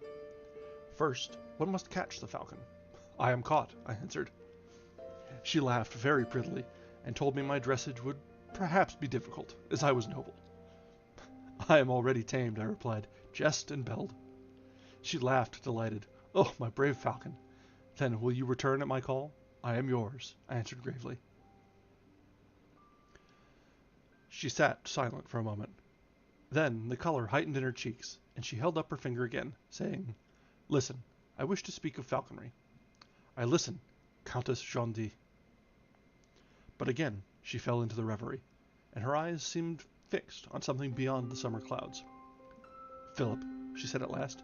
Jean, I whispered. That is all. That is what I wished. She sighed. Philip and Jean. She held her hand toward me, and I touched it with my lips.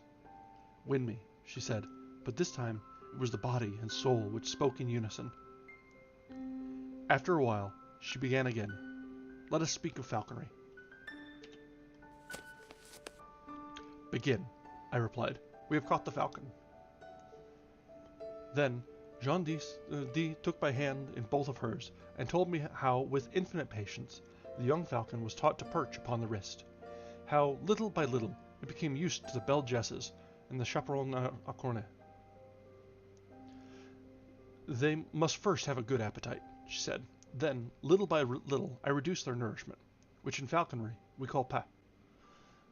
Then, after many nights passed au bloc, as these birds are now, I prevail upon the haggard to stay quietly on the wrist. Then the bird is ready to be taught to come for its food. I fix the pat to the end of a thong, or lure, and teach the bird to come to me as soon as I begin to whirl the cord in circles about my head. At first, I drop the pat when the falcon comes, and he eats the food on the ground. After a little, he will learn to seize the lure in motion as I whirl it around my head or drag it over the ground. After this, it is easy to teach the falcon to strike at game, always remembering to faire courtois le saut, that is, to allow the bird to taste the quarry. A squeal from one of the falcons interrupted her, and she arose to adjust the longe, which had become whipped about the block. But the bird still flapped its wings and screamed. What is the matter? She said. Philip, can you see? I looked around, and at first saw nothing to cause the commotion, which was now heightened by the screams and flapping of all the birds. Then my eye fell upon the flat rock beside the stream from which the girl had risen. A gray serpent was moving slowly across the surface of the boulder, and the eyes in its flat triangular head sparkled like a jet. A couleuvre.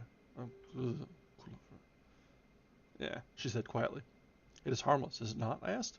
She pointed to the black V-shaped figure on the neck. It is certain death, she said. It is a viper. We watched the reptile moving slowly over the smooth rock to where the sunlight fell in a broad, warm patch. I started forward to examine it, but she clung to my arm, saying, Don't, Philip, I am afraid. For me? For you, Philip. I love you. Then I took her in my arms and kissed her on the lips. But all I could say was, Jean, Jean, Jean. As she lay trembling on my breast, something struck my foot in the grass below, but I did not heed it. Then, again, something struck my ankle, and a sharp pain shot through me. I looked into the sweet face of Jean D and kissed her, and with all my strength lifted her in my arms and flung her from me. Then, bending, I tore the viper from my ankle and set my heel upon its head. I remember feeling weak and numb. I remember falling to the ground. Through my slowly glazing eyes, I saw Jean's white face bending close to mine.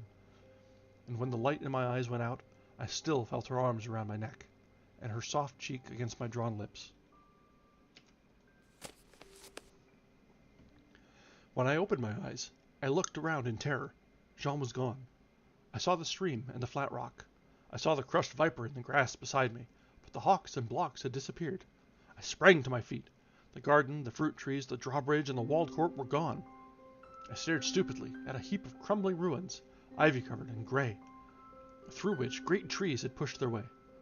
I crept forward, dragging my numbed foot, and as I moved, a falcon sailed from the treetops among the ruins, and soaring, mounting in narrowing circles, faded and vanished in the clouds above. Jean, Jean, I cried, but my voice died on my lips, and I fell on my knees among the weeds, and as God willed it, I, not knowing, had fallen, kneeling before a crumbling shrine carved in stone for our Mother of Sorrows. I saw the sad face of the Virgin wrought in the cold stone. I saw the cross and thorns at her feet, and beneath it I read, "Pray for the soul of the Demoiselle Jeandy, who died in her youth for love of Philip, a stranger. Anno Domini 1573. But upon the icy slab lay a woman's glove, still warm and fragrant." That is the end of this short story. The Demoiselle Dix. That was a lot of French. Holy moly! But no, that was a nice one. I can see where you had mentioned it was a shift in tone, but it was connected. We had references to entities we'd seen before in the naming. We'd seen you're sorry for French crimes, and I'm sorry for crimes against French. But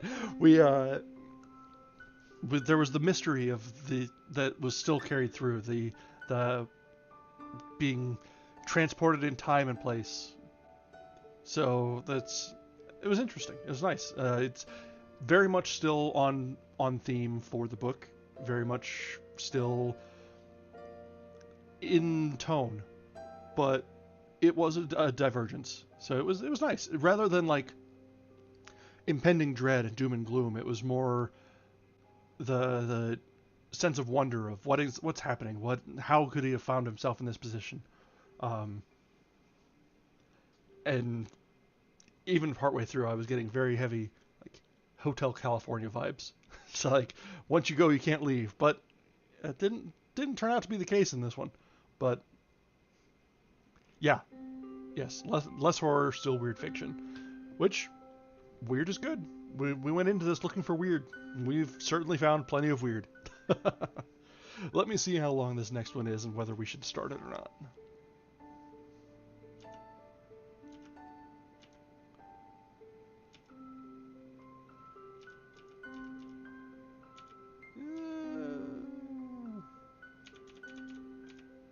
It's got some,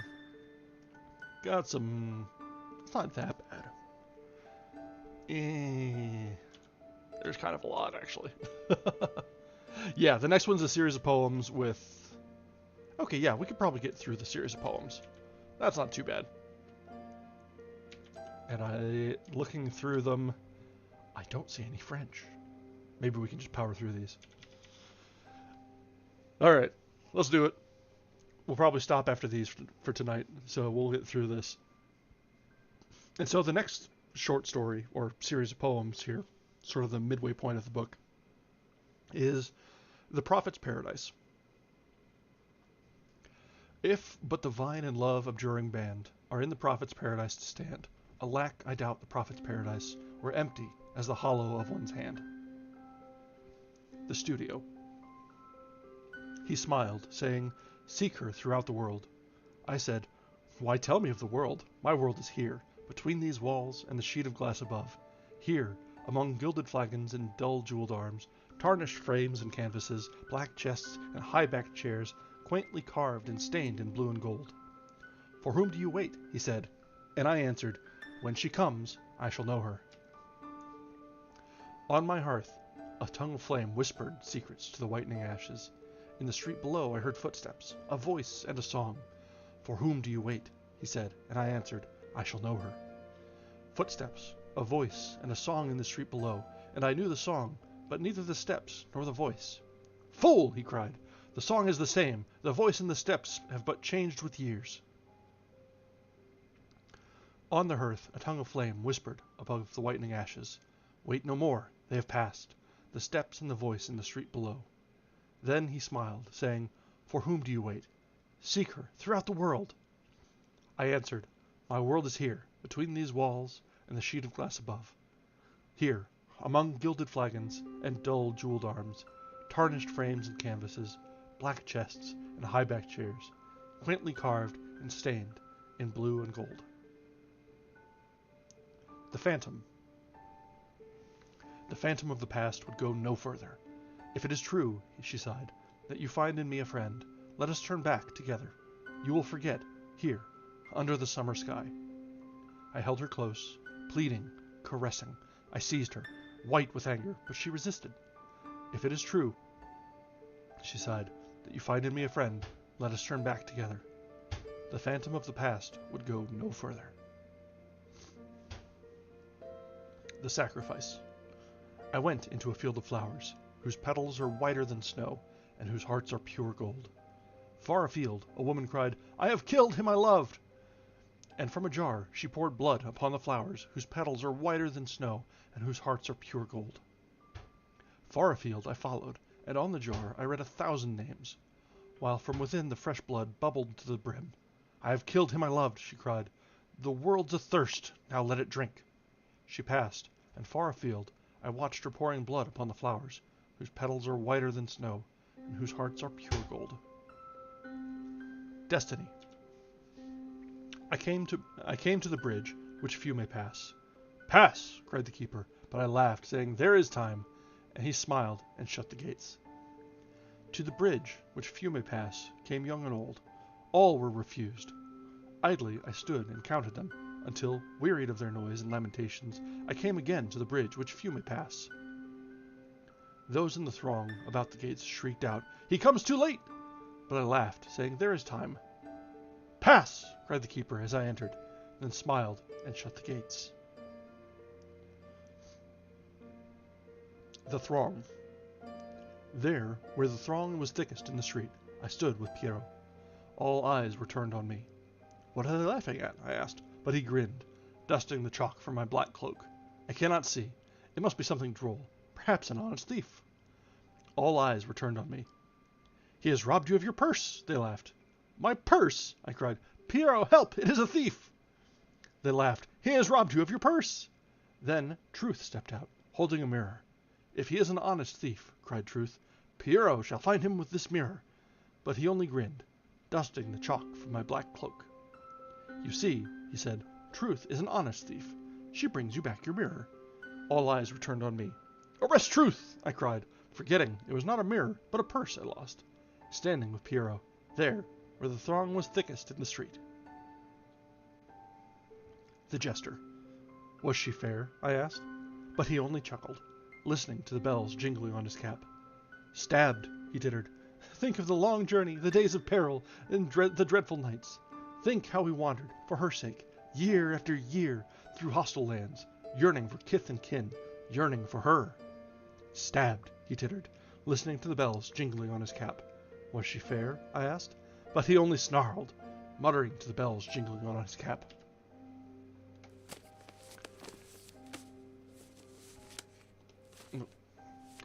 She kissed him at the gate, he tittered, but in the hall his brother's welcome touched his heart. Was she fair? I asked. "Stabbed," he chuckled. Think of the long journey, the days of peril, the dreadful nights. Think how he wandered, for her sake, year after year through hostile lands, yearning for kith and kin, yearning for her. She kissed him at the gate, but in the hall his brother's welcome touched his heart. Was she fair? I asked, but he only snarled, listening to the bells jingling in his cap. The green room. The clown turned his powdered face to the mirror. "If to be fair is to be beautiful," he said, "who can compare with me and my white mask? Who can compare with him in his white mask? I asked of Death beside me. Who can compare with me? Said Death, for I am paler still. You are very beautiful, sighed the clown, turning his powdered face from the mirror. The Love Test. If it is true that you love, said Love, then wait no longer.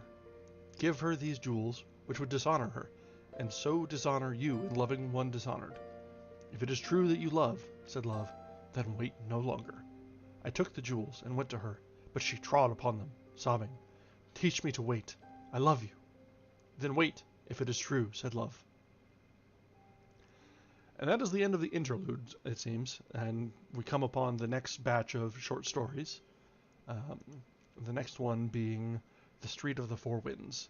It looks like there are 4 stories left to get through, assuming none of them are more poetic interludes here. I'm just looking at the table of contents here on my book. So yeah, we've gotten through really the first half. We're a little less than halfway through the book, it seems, just by percentages, but that's just how things work out. It's never quite symmetrical there. But I think that's probably a good place to leave off tonight. So we've gotten through the sort of horror and mystery unknowns, and we've gotten into the whimsical mystery portion of the book. There may be a return to more of either. I'm not sure. As I mentioned when we got into this, I have not read this, and I'm unfamiliar with it. So each day and each reading is kind of a new discovery, and I'm having quite a lot of fun with this, despite all the French.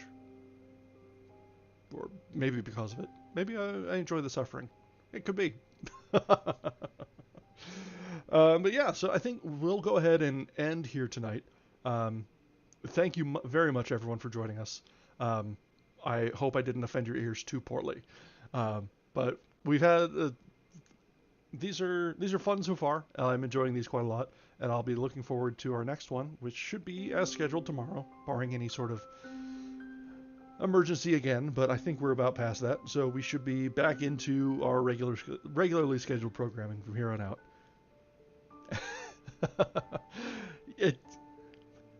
I could very well just try and lean fully into the obtuse American and make the French as terrifying as I possibly could, but the halfway attempts seem to work for me. And hey, at this point it's an inside joke. We laugh about my bad French. It's not really that bad, but we laugh about it, right? All right. Well then, everyone, thank you very much for joining us tonight. I am going to settle in and relax and have a pleasant end of the evening myself, and I hope everyone else does as well. Thank you again for joining us, and have a wonderful night.